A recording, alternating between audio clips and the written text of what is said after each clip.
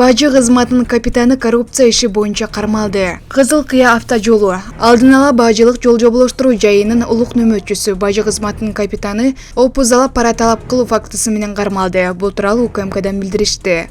УКМК тарабынан кылмыш жаза кодексинин 343-беренесинин 1-бөлүмү боюнча козголгон кылмыш ишинин алкагында Кыргыз Республикасынын финансы министрлигине караштуу мамлекеттик бажы кызматынын коррупцияга каршы күрөшүү боюнча ички иликтөө башкармалыгынын кызматкерлери менен биргеликте Кызыл Кыя автожолу көзөмөл өткөрүү пунктунда финансы министрлигине караштуу мамлекеттик бажы кызматынын айрым кызматкерлери тарабынан аталган аймакта иш алып барган жеке ишкерлерден акча талап кылуу боюнча системалуу түрдө уюшулган коррупциялык схема аныкталды. Мындан улам 9-майда ыкчам иштердин жүрүшүндө Кызыл Кыя автожолу алдын ала бажылык жол жоболоштуруу жайынын бажы кызматынын улук нөмөтчүсү бажы кызматынын капитаны кармалды. Учурда бул коррупциялык схемага тиешеси бар айрым кызмат адамдарын аныктоо боюнча активдүү ыкчам иликтөө иш-чаралары жүрүп жатат. Маалымат булак репортер Кейджей. 11 май пост туннель кар лапылап жауып атат. Saat 5'ten 3 minut машиналар чекелет. Кар бирок катуу жаап атат. Кечинде тоң колбосо болду.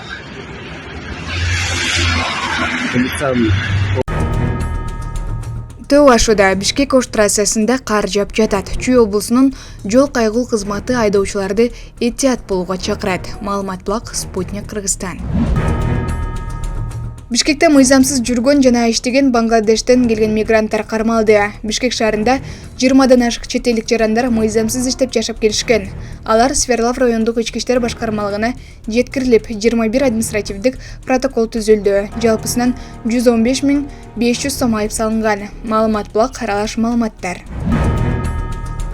Казакстандагы түнкү асман, түндүк Казакстандагы түнкү асмандын көрүнүшүн социалдык тармактын колдонуучулары бөлүшүүдө. Жалпыга маалымдоо каражаттары мындай кылыш магниттик борбордон улам пайда болушу мүмкүн экенин жазышууда. Маалымат булак ЖТВ Кейджей.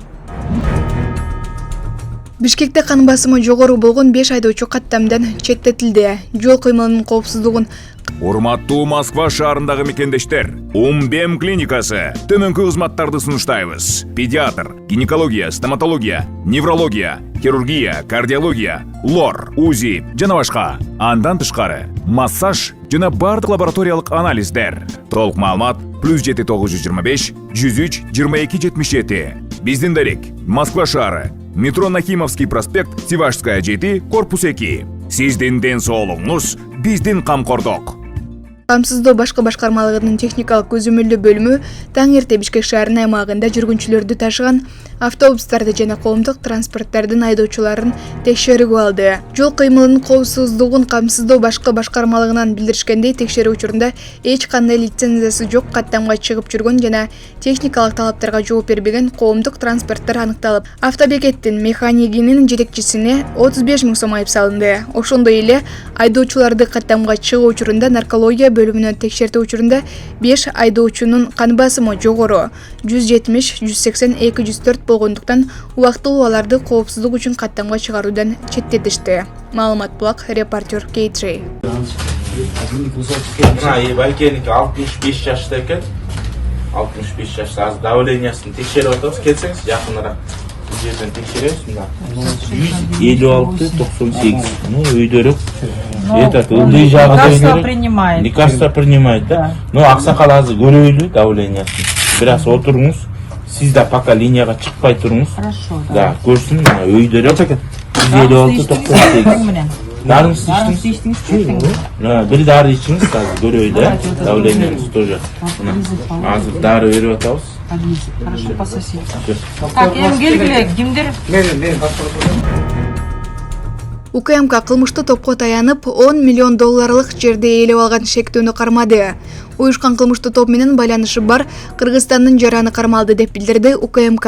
Комитеттин маалыматы боюнча ал өзгөчө ири өлчөмдүү алдамчылыкка шектелип жатат. Шектүү уюшкан кылмыштуу топтун колдоосунда болуп, алдоо жана коркутуу жолу менен СЭ аттуу жарандын мүлкүн жана биргелешкен бизнестеги үлүшүн ээлеп алган. Ыкчам иликтөө иш-чараларынын жүрүшүндө бул жарандын Бишкек шаарынын аймагындагы аянты 3 гектардан ашык баасы болжолу менен 10 миллион долларды түзгөн муниципалдык жер тилкелерин мыйзамсыз жеке менчикке чыгарууга катыштыгы бар экендиги аныкталды. Мындан тышкары криминалдык авторитет менен туугандык байланыштын артынан жашынып көзөмөлдөөчү органдарды коркутуу жолу менен муниципалдык жер тилкелерин пайдалангандыгы үчүн белгиленген 3 миллион сомдон ашык суммадагы ижара акысын кем баалап төлөгөн эмес деп билдирди УКМК. Учурда бул мыйзамсыз фактыларга тиешеси бар кызматкерлерди жана башка катышуучуларды аныктоо иштери жүрүп жатат. Санкт-Петербургда дарыяга кулаган автобустагы 7 адам көз жумду. Санкт-Петербургдагы дарыяга автобус кулап 7 адам көз жумду. Бул тууралуу «Известия» басылмасы жазды.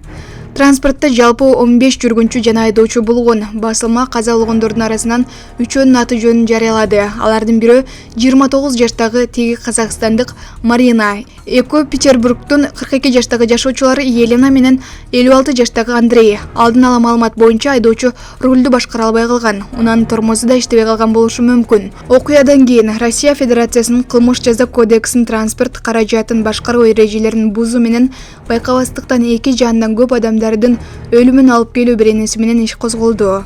Маалымат булак Спутник Кыргызстан.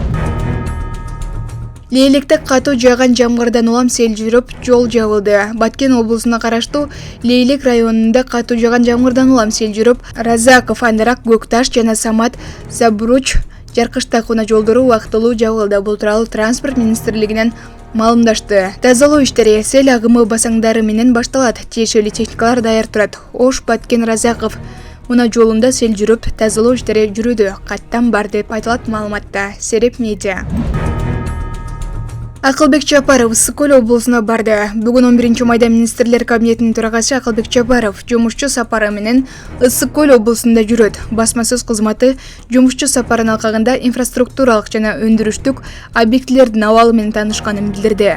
Акылбек Чапаров Чолпон Ата шаарындагы суу алуучу жайдын ачылыш аземине катышты. Бул жай 1986-жылы ишке берилген, бирок 40 жылга жакын убакыттан бери эч кандай оңдоо иштери жүргүзүлгөн эмес.